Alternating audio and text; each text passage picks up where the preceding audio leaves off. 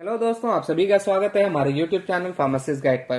दोस्तों, आज हम बात करने वाले हैं कि अगर आपको बाई चांस कोविड का सिम्टम हो जाते हैं और आप अपना इलाज घर पर ही रहकर करना चाहते हैं तो आपको कौन कौन सी मेडिसिन की आवश्यकता पड़ सकती है और कौन कौन से डिवाइस आपको रखने चाहिए ट्रीटमेंट में हेल्प करने के लिए। शुरू करने से पहले आप सभी से एक छोटी सी रिक्वेस्ट है, अगर आपको हमारी वीडियो पसंद आए तो इसको लाइक ज़रूर कीजिएगा, ज़्यादा से ज़्यादा इस वीडियो को अपने जानने वालों के साथ शेयर कीजिएगा और साथ ही अभी तक हमारे चैनल को सब्सक्राइब नहीं किया है तो जल्दी से चैनल को सब्सक्राइब कर लें। ये आपके लिए एकदम फ्री ऑफ कॉस्ट है, लेकिन हमारे लिए बहुत ही कीमती है, इससे हमें ढेर सारा मोटिवेशन मिलता है। दोस्तों, सबसे पहले जिस मेडिसिन की जरूरत हमें पड़ सकती है वो एक पैरासीटामोल सॉल्ट वाली मेडिसिन हो सकती है।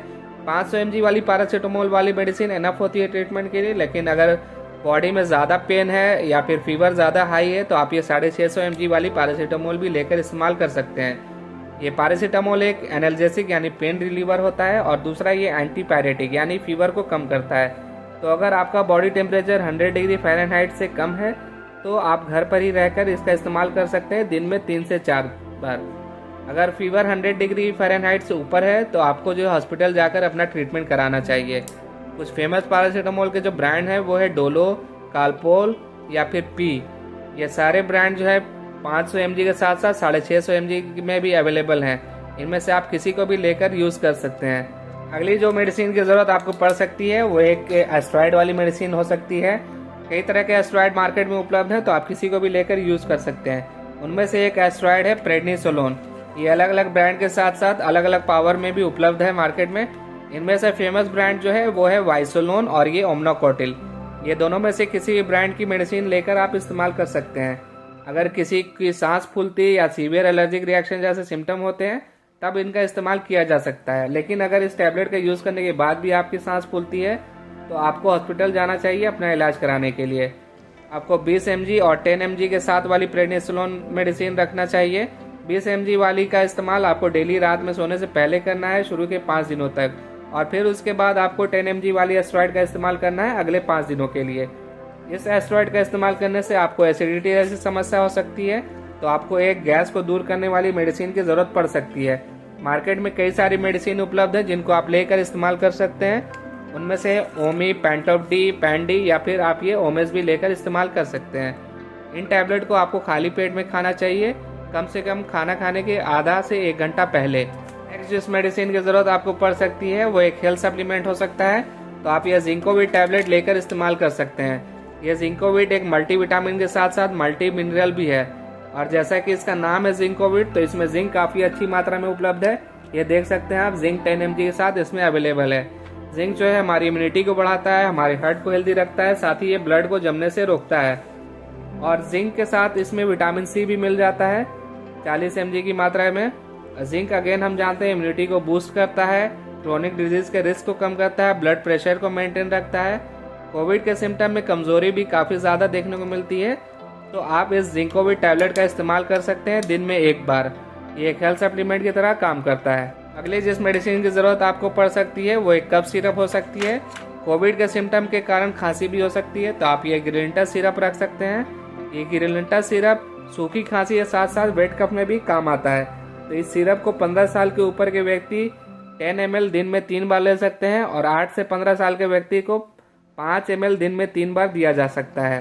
साथ ही दोस्तों, कोविड के सिम्टम के कारण गले में सोर थ्रोट की समस्या भी देखने को मिल सकती है या फिर गले में इन्फेक्शन हो सकता है, तो उसके लिए आप ये बीटाडिन गार्गल रख सकते हैं। इस बीटाडिन गार्गल का इस्तेमाल थ्रोट में होने वाले बैक्टीरियल या फिर वायरल इन्फेक्शन के ट्रीटमेंट के लिए किया जाता है। ये उसको दूर करने में काफ़ी ज़्यादा इफेक्टिव होता है। इस बीटाडिन गार्गल का इस्तेमाल 2 या 3 घंटे के इंटरवल पे कर सकते हैं।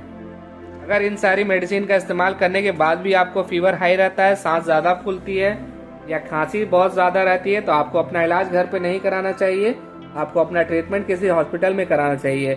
वहाँ आपका ब्लड टेस्ट कराया जा सकता है, सीटी स्कैन कराया जा सकता है या फिर आपका चेस्ट एक्सरे भी कराया जा सकता है। उसके बाद ही आपको उसके रिपोर्ट के अकॉर्डिंगली मेडिसिन प्रिस्क्राइब की जाएगी।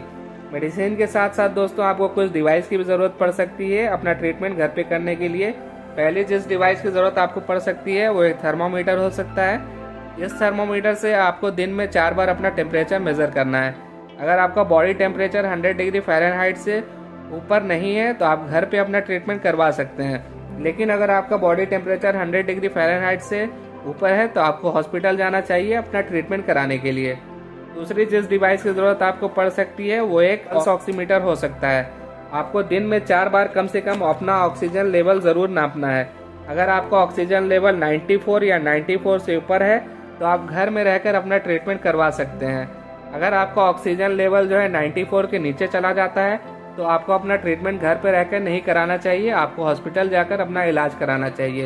यहाँ पर आप देख सकते हैं मेरा ऑक्सीजन लेवल जो है 99 शो कर रहा है।